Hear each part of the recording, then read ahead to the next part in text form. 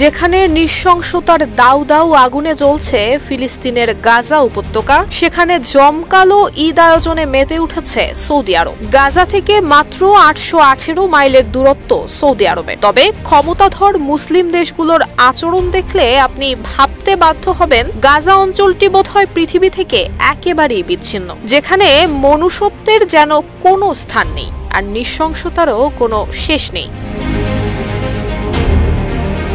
আসন্ন ঈদ উল ফিতর উপলক্ষে নজিরবিহীন আয়োজনের প্রস্তুতি নিচ্ছে সৌদি আরব। দেশব্যাপী বর্ণাঢ্য আয়োজনের অংশ হিসেবে কনসার্ট, নাট্য পরিবেশনা এবং নানান বিনোদনমূলক কার্যক্রম। ঈদের রাতকে আরও রঙিন করে তুলতে দেশটির প্রধান শহরগুলোতে প্রদর্শন করা হবে জমকালো আতশবাজি। শুধু সৌদি নয়, বর্ণিল আয়োজনের প্রস্তুতি নিচ্ছে আরব আমিরাত, কাতার, কুয়েত সহ মধ্যপ্রাচ্যের ধনী দেশগুলো। ওয়ালটন আবারও মিলিনিয়ার অফারে ওয়ালটন ফ্রিজ কিনে আপনিও হয়ে যেতে পারেন মিলিয়নিয়ার। মিলিনিয়ার ছড়াছড়ি দেশ জুড়ে, এটা শুধু ওয়ালটেনই পারে।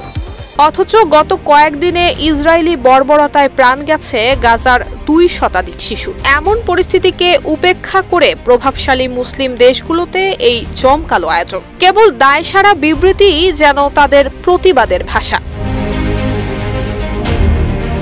18 মার্চ ভোরে একতরফাভাবে যুদ্ধবিরতি লঙ্ঘন করেছে ইসরায়েল। ঘুমন্ত অবস্থায় অবরুদ্ধ গাজাবাসীর উপর বোমাবর্ষণে সৃষ্টি হয় নারকীয় এক পরিস্থিতি। এর মধ্য দিয়ে পুনরায় শুরু হয় ইসরায়েলের গণহত্যার মিশন। তবে এ নিয়ে পশ্চিমারা যেমন চুপ, তেমনি মুখে কুলু পেটেছে মুসলিম বিশ্ব।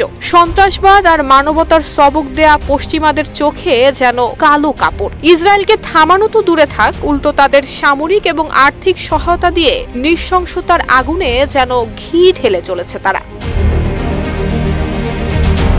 কেউ কেউ বলছেন মুসলিম বিশ্বে ঐক্য ফিরে আসলে হয়তো বন্ধ হবে এই বর্বরতা। তবে বাস্তবতা যেন পুরোই ভিন্ন। সময়ের সাথে বাড়ছে মুসলিম বিশ্বের অভ্যন্তরীণ বিভাজন। জানা গেছে গাজা পুনর্গঠনে মিশরের প্রস্তাবের বিরোধিতা করেছে আরব আমিরাত। ফিলিস্তিনের স্বার্থের বিরুদ্ধে গিয়ে যুক্তরাষ্ট্রের সাথে গোপনে আলোচনা চালাচ্ছে আমিরাত। ফলে ব্যর্থতার দিকেই আগাচ্ছে গাজায় শান্তি ফেরানো নিয়ে মুসলিম বিশ্বের প্রচেষ্টা।